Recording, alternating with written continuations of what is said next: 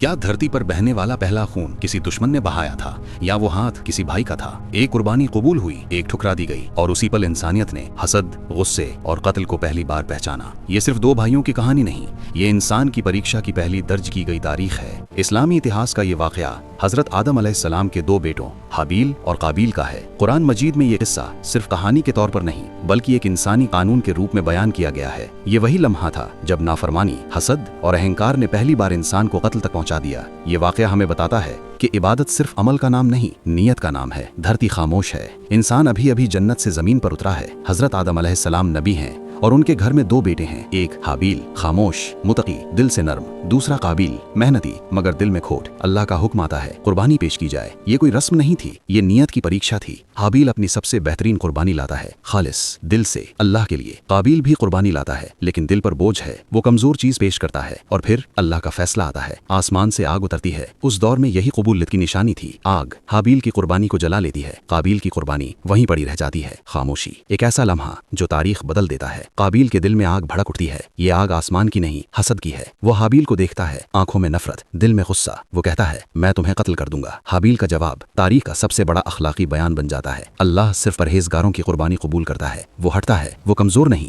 वो नैतिक है। वो कहता है अगर तुम मुझे मारने के लिए हाथ उठाओगे तो मैं तुम पर हाथ नहीं उठाऊंगा, मैं अल्लाह से डरता हूँ। ये अल्फाज सिर्फ एक भाई से नहीं कहे गए, ये इंसानियत के लिए एक पैगाम थे। काबील सुनता है लेकिन उसका दिल बंद हो चुका है। हसद अक्ल को खा जाता है, गुस्सा हक को अंधा कर देता है। काबील फैसला कर लेता है और फिर वो लम्हा आता है जिसके बाद धरती कभी वैसी नहीं रहती। सुनसान जमीन, खामोश फिजा। काबील हाबील पर हमला करता है। कोई जंग नहीं, कोई चीख नहीं, बस एक भाई दूसरे भाई को कत्ल कर देता है। धरती पर पहला खून बह जाता है। इंसान ने पहली बार जिंदगी छीनी है। काबील खड़ा है सामने हाबील का बेजान जिस्म और अब उसे नहीं पता क्या करे। अल्लाह एक कौवा भेजता है। कौवा जमीन खोता है और एक मरे हुए कौवे को दफन करता है। काबील देखता है, सीखता है और कहता है हाय अफसोस, मैं इस कौवे जैसा भी ना हो सका कि अपने भाई की लाश छुपा सकूं। ये अफसोस तौबा नहीं था, ये नदामत नहीं थी, ये सिर्फ पछतावा था। और उसी लम्हे कुरान इंसानियत को फैसला सुना देता है। जिसने एक बेगुनाह जान को कत्ल किया गोया उसने पूरी इंसानियत को कत्ल कर दिया। हाबील और काबील का वाकया कोई पुरानी दास्तान नहीं, ये आज भी जिंदा है। हर उस दिल में जहाँ हसद पलता है, जहाँ इबादत दिखावा बन जाती है, जहाँ अहंकार तकवा पर भारी पड़ जाता है। अल्लाह ने कुर्बानी नहीं देखी, दिल देखा और आज भी वही कानून है। ये वाकया हमें सिखाता है इबादत नीयत से कबूल होती है। हसद इंसान को कत्ल तक ले जाता है, तकवा खामोश होता है मगर ताकतवर होता है। जुल्म की शुरुआत हमेशा दिल से होती है।